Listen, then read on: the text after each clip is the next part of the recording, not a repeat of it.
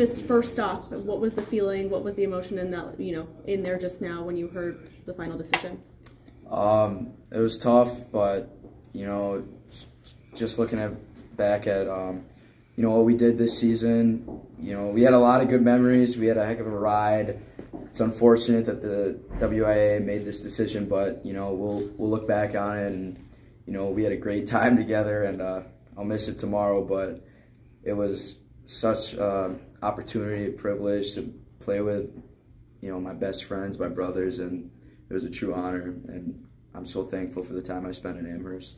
With that victory over Stratford, I was there. It's one of the coolest things, just feeling that emotion from you guys. Just how does it feel to leave with that game? It's crazy. I mean, goal line stands, you don't get it doesn't get crazier than that. It felt like a movie. That whole weekend, that whole day, not whole weekend, Thursday and Friday, it was nuts. I mean, to go up and down just like that, it's unbelievable what we did, just to get smacked in the face, and then being down 14-0 and 14-7 at half and coming back, it was a privilege. It was amazing. It was a great time. Can you guys talk a little bit about how the community has been throughout this whole thing? Yeah, the community's been great. They supported us raising money for a lawyer and all this stuff. It's just something to be proud of that we grew up in this community, and everybody has our backs, and just no matter what happens, they all have our backs and they all support us. So, what advice do you have for younger players who are coming up in the ranks and might be playing high school football for the first time next year? Be good now. Don't regret anything. Even hard practices, cold practices, it all adds up, and it's a blast. So don't regret anything. Don't wait to be good. Yeah. Do not wait to be good. And lift. Don't ever back down from a fight.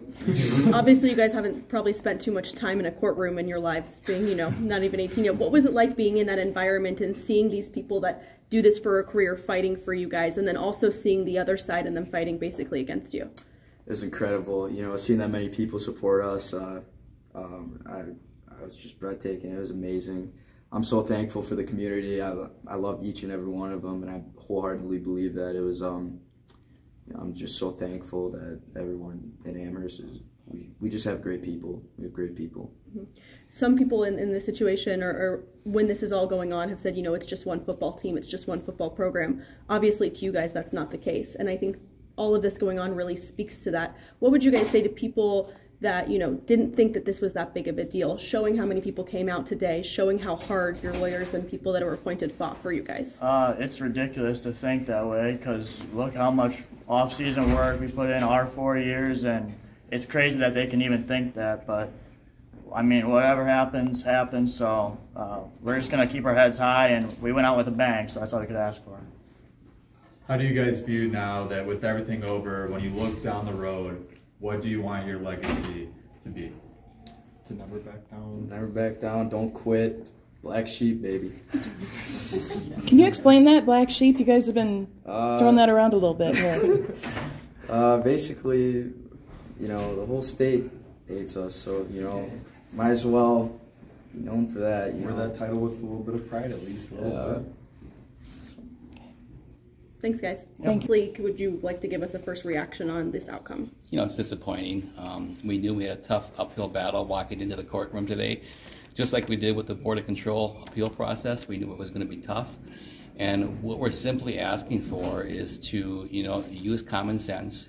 We understand the rule. We understand the player eligibility. No one is denying that. But to take away the 3 games that we won handily, shutouts, and to make us forfeit the entire season is way above and beyond, and we call it the death penalty, and that's exactly what happened. And so I guess if you learn anything from this process, what's going to have to happen in every single high school in the state of Wisconsin is the fact that anyone that transfers into that school, the athletic director will have to do an individual interview with that person, and not only go back to the 9th grade year, because we have the forms that say when this student came to us, he was in 9th grade. That was in his cue folder. There's nothing about the year in Manawa when we will claim he was in 8th grade. So every athletic director is going to have to go back and question, did you play high school sports prior to your 9th grade year in high school, or did you attend 2 years of your freshman year in high school, or any year to that matter? And that's the only way this could have ever been prevented. Given this case, obviously the Owen Withey case that was in the news a lot lately as well, and just a bunch of attention surrounding the WIAA and their what the judge called harsh over 6 times in his final decision. Do you think that reform needs to come to the WIAA? Absolutely, and that starting with those eligibility forms, there needs to be some clear language in there. And I thought we proved that, you know, what impact did this player have on our wins? When you look at those 3 shutouts, and how can you say this player, you know, led to those 3 big blowout wins? And if we get those 3 wins, we're back in the playoffs. And I think the judge is in a very tough spot. This is a very difficult case for the judge. I thought he did a great job in the courtroom. The WIAA did a good job presenting their case. I thought we did a good job presenting our case. And when the judge talks about, we did exhaust every appeal process, and we did appeal to the Board of Control, and that vote was 9-0. Yeah, but what we don't know is, what was the discussion when they went in their closed session with their attorney, that I believe was the same attorney that was here? So what was the discussion, and was it really 9-0 in closed doors, or was it 4-5 or 5-4 and they came out unanimously? Because this is a tough case, and it's going to set precedent across the whole state. Okay, we saw the, you know, so there was a GoFundMe page, with everything going on, and we're just kind of curious, you know, who do we know who will be paying the legal fees in this case, or is it the district or possibly the high school? No, the district is not going to use any tax dollar for this case. The community just stepped up. There's over $21,000 in that account within a matter of days. So that tells you what kind of community we live in, what you know, our student athletes mean to this community. And so we were very clear from day one, we are not going to be using tax dollar to fund this defense case, but we do have enough money in the GoFundMe to cover all expenses.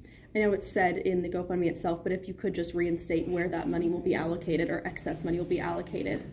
Yeah, the excess money is right in there. Is going to go to the Falcon Pride project, phase 2, which really deals with renovating our baseball, softball, and finishing up our track project, just an extension from our phase 1 project.